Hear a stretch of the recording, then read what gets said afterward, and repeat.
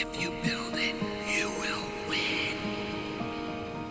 On our perpetual quest for speed, we often push ourselves and our machines to the max, hunting for that checkered flag. So it's only a natural progression that we move to bigger and faster boats to keep pushing the limits. On the other side of this cornfield is a family who both understands speed and, more importantly, how to get there. Of course, you can't just wake up one day and decide you're going to be a boat builder. There's a lot to comprehend, like hull design, power-to-weight ratio, max horsepower, props, color, how many cup holders is too many, you know, the important stuff. For Mark Weigel and his family, boat racing is truly in their blood. In the late 80s and early 90s, together with his then-girlfriend Dana, they won several divisional and national championships together, with her at the wheel and Mark on the throttle. At the peak of his career, he was considered one of the best throttle men around the globe. Fast forward a few years and you arrive at Tuff Marine, a brand synonymous with speed, born of racing pedigree and hunting for a world record. In 2018, Mark won the Ozark Shootout as the fastest V-bottom single-engine boat with a top speed of 125 miles per hour. Speed 125. In 2019, that title was taken away by just 3 miles per hour from a boat that had more than triple the horsepower. Mark and his team are busy building an all-new boat ready to take that record back, and we just had to be part of the adventure. Back in the 80s, there was a real fury in technology and advancements in high performance, lots of activity going on. I was just the snot-nosed kid and had no money, so I wanted to play with the big boys, so you had to figure out ways to do it on your own and make old stuff work. Back in the day, the best you could do was a 24 skater. So I searched the US back without internet and anything those days, and I found a used skater in Boston and brought that home. And then as you run the guys around, now you've got such a serious fast boat that they wouldn't play anymore. You've got a skater. So then we had to join the race circuit, and there was none in Canada, so you had to go to the States, and then that started the offshore racing. In offshore racing, the ideal setup is one team member on the wheel and another on the throttle. Lucky for him, he didn't have to look too far to find the perfect driver. So I got my girlfriend to drive the boat. As it happens, some inner talent came out, and she drove that boat to the point where, imagine, without verbal communication, I am driving the boat without touching the wheel. So that symmetry probably was a big component of our success. That was my girlfriend, who then, of course, became my wife, contributing time and efforts to the early racing. To keep up with the wealthier teams on the circuits, Mark learned to do all his own maintenance and soon turned to modifying older boats to race them. After the Skater came a Scorpion and a classic American Challenger. But quickly, his extensive racing knowledge led him to design his own hulls, and the Tough Enough race team morphed into Tuff Marine. So the very first Tuff boat absolutely has its roots in the Challenger 21. Since that boat, every boat was my original design. And all those years on the throttle turned Mark into somewhat of a boat whisperer. I think our claim to fame would be setup. To run the boat and by the seat of your pants, feel the boat and know that the boat is asking for this change, and then make the change to see if you were right. 20 miles an hour faster just in setup, the same equipment, but just position it different, move it around. Fast forward almost 2 decades and Tuff manufactures a whole range of hot rod boats, from the kid-friendly Tuff 16 right up to the blistering fast Tuff 28, which set that record at Lake of the Ozarks in 2018. But when that record fell the following year, Mark and his son Thomas began looking for more speed, and the Tuff 34 was born. I remember my dad and I talking about it at length. What would it take to put more horsepower in a bigger boat? At the time, we had a 28-foot with 860 horsepower, and we were joking, people say, put a 1350 in it, and we knew that the motor is too heavy and it just wouldn't be right. So we said, why don't we build a bigger boat? So we'd get out the napkin and you draw the line, and then you kind of look at it and, that's kind of cool. What the Weigels are after is a type of speed that nobody's ever done in a single-engine V-bottom boat. And to push them there, they've turned to Mercury's massive 552 cubic inch 1350 racing engine, hence the need for a bigger boat. This is Mercury Racing's 1350, big twin turbo. You can see the two right here. In this game that we're playing, the world's fastest single-engine V-bottom, we've always been players with significantly less horsepower than what the other players have been doing. So this motor now puts us right in that full horsepower range the other guys are.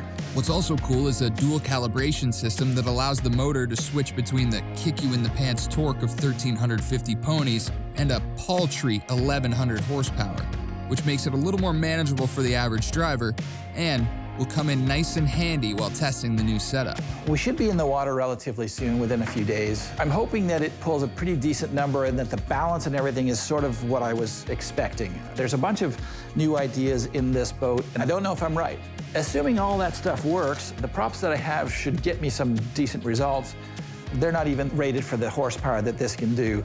But it's only after running those props that the boat will talk to you and say, no, here's what I want. Where do you go from here? That won't happen this year, so you'll order the prop over the winter. Someone will prep it with the shape and the flavor that you want, and then we'll come back at it next year and then really go. I think it's going to be obnoxiously fast. We're used to fast things. I think that it's going to exceed our expectations by a ton.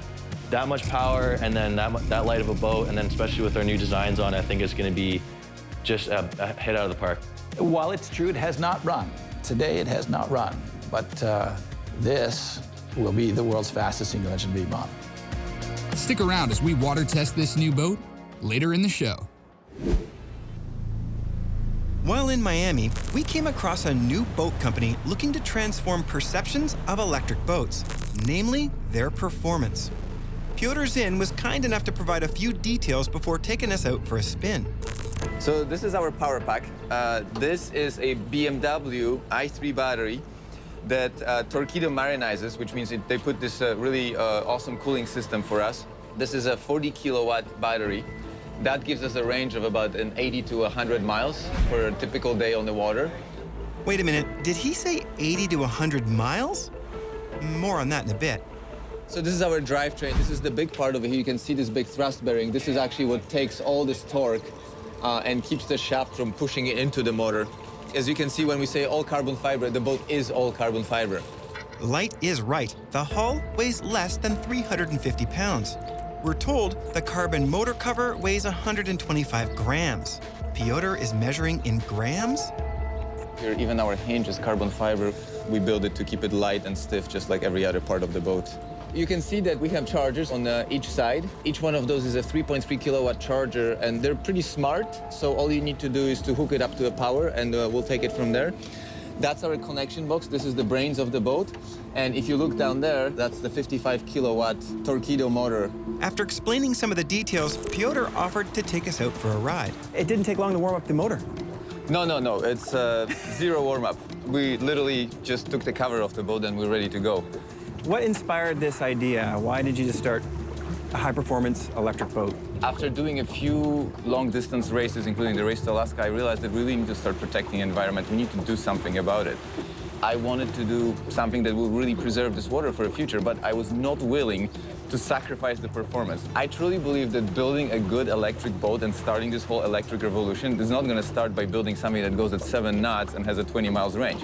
If we take our weight of our battery, motor, cables, electronics, and whatnot, that adds up to about a weight of a 125 horsepower outboard. There are a few big advantages to electric power, one being torque. We need to play to our strength, and our strength over here with an electric motor is the instant torque. At 1 RPM, we have a full torque, and this is something you don't get out of the regular motor because they have to rev up pretty high. They have a torque curve. We don't have a torque curve, we have a torque flat line. The top speed is somewhere around 30 knots or thereabouts, and a range is 80 to 100 on this one. 30 knots isn't crazy fast for a powerboat, but it is faster than any other electric we've tested to date. And I was curious how it felt behind the wheel. The last electric boat I drove was a Torqeedo 2.0R, and it had, I don't know, 5 horsepower? Well, this is also a Torqeedo system, but you might see a slight difference in performance when you're going to put the hammer down. And yeah, by all means, do it. All right, Give her all she's got, Captain.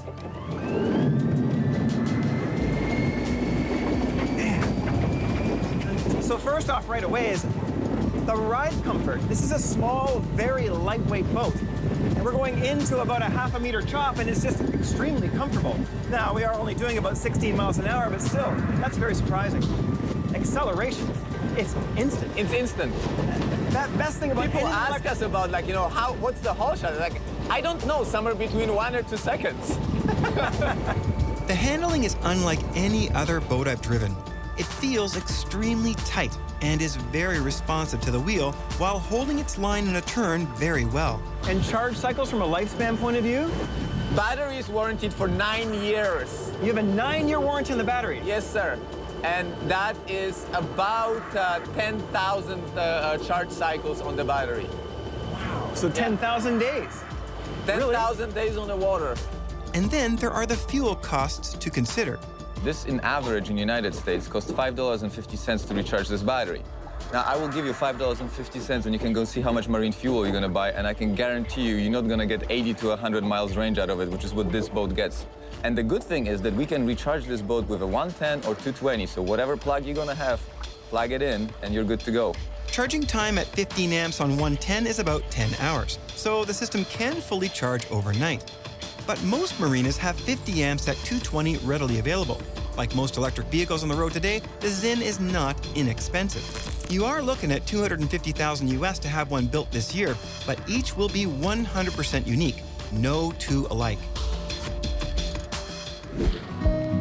The bigger the boat you have, the more stuff you're gonna bring with you, guaranteed. Unless you live on your dock, you'll be lugging your gear and provisions to and from the boat every weekend. At our marina, we are lucky. We can park right at the foot of our dock. But still, we tend to bring a lot of stuff with us, especially if we're going out for more than a night or two. Most marinas do have dock dollies, at least until COVID appeared. One solution? Buy your own cart. Dock Edge has a heavy-duty I-cart. Assembly should only take a couple of minutes, and you only need 3 tools: a flathead screwdriver, an adjustable wrench, and a 3/8 ratchet with a 17mm socket. The I-cart has big 16-inch pneumatic wheels, which means it will run over uneven surfaces much better. It also means you gotta put a little air in the tires. Dock Edge recommends no more than 35 pounds, just in case it gets left in the sun.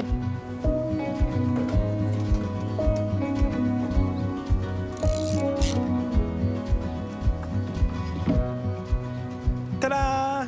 The steel frame is strong and powder-coated to resist corrosion. The polymer container holds over 6.2 cubic feet of stuff and is nearly indestructible.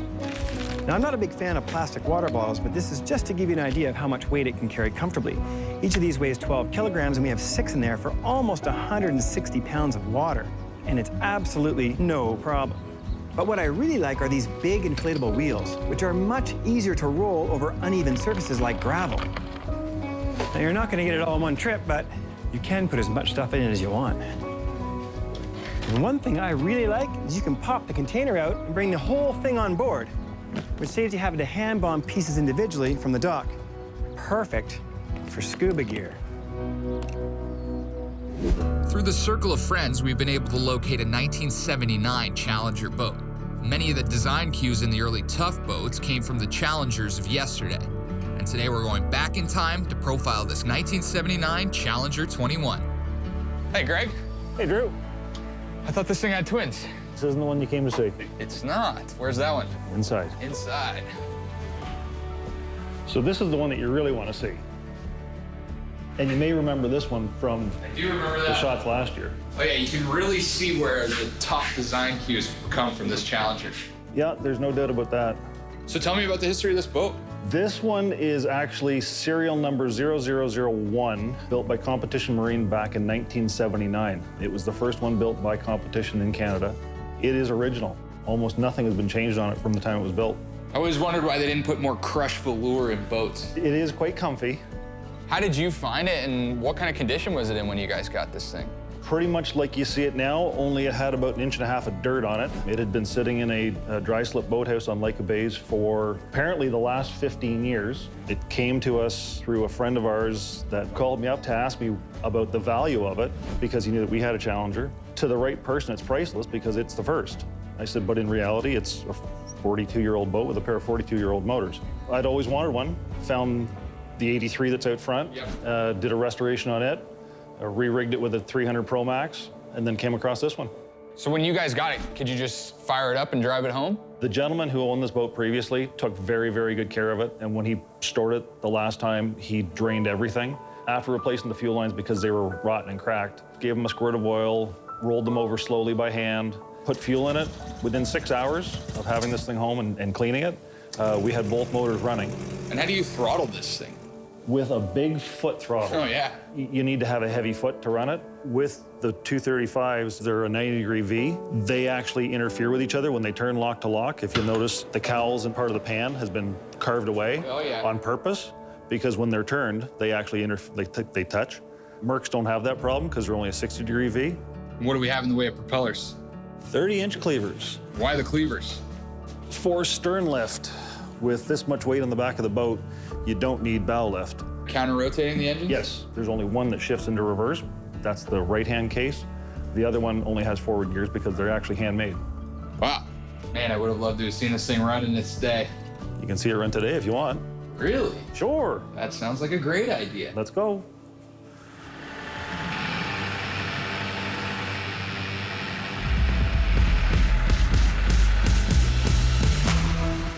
Permission to come aboard? Sure, hop in. Oh, yeah. You got a tape deck in this thing? Bob Seeger came with it. Bob Seeger, a little old-time rock and roll? You got it.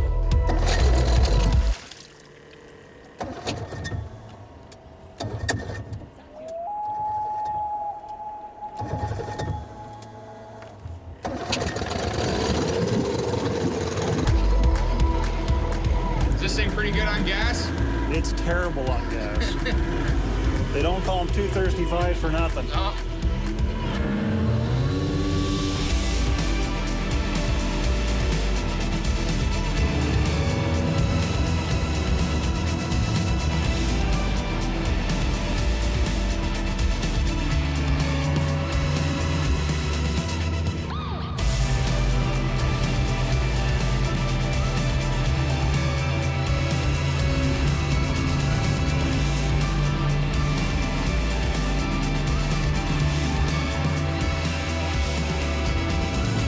We're still getting the bugs worked out of it.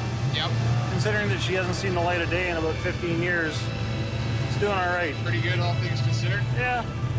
And what are the plans for it? Because it's the first one, I want to keep it as original as possible. It's too much of a piece of history. For sure. What is it about the Challenger brand that sort of speaks to you? It's part of my youth. When I was a kid, the coolest boat on our lake was a Challenger 21. Yeah. When the opportunity to pick up this one came along, I couldn't resist. Greg, that was incredible. Thanks for the stroll down memory lane. Anytime, man. I'll give you a hand taking her out. Perfect.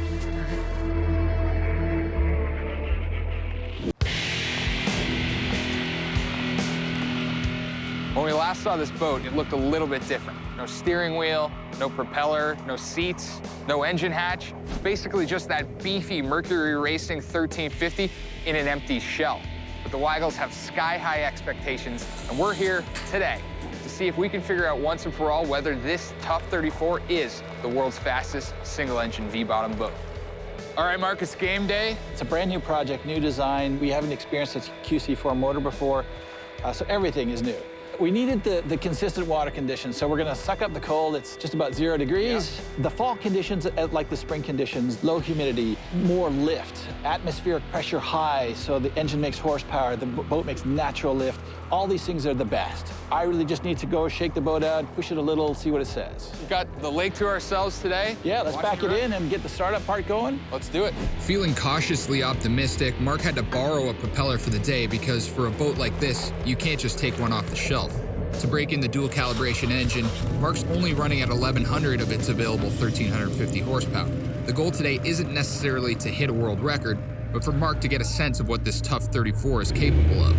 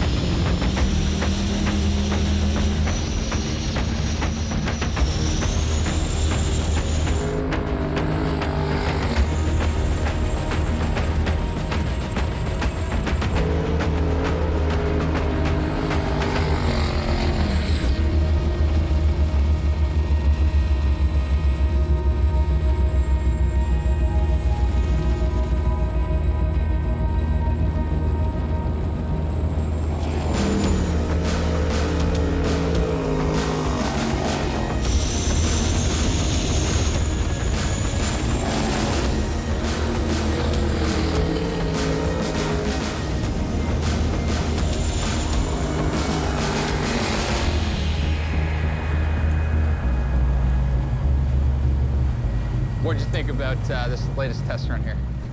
The test was good. It told me a lot of the things I needed to know. So you're always asking the boat what it wants. Yeah. And so it provided me a lot of information. Now we have to go back, make those adjustments, go again. So the top speed today? 112. 112. Miles an hour.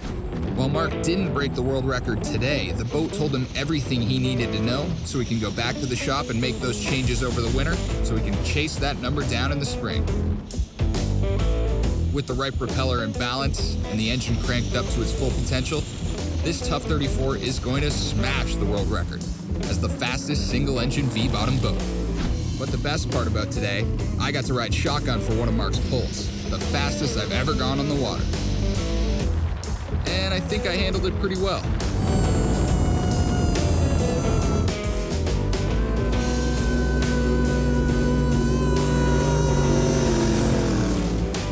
That was insane.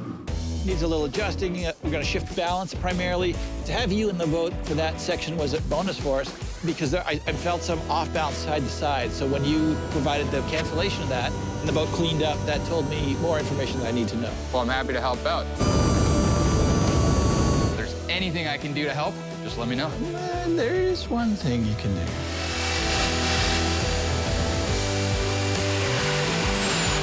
Hey, you guys are coming back, right? Come on, this is a big boat.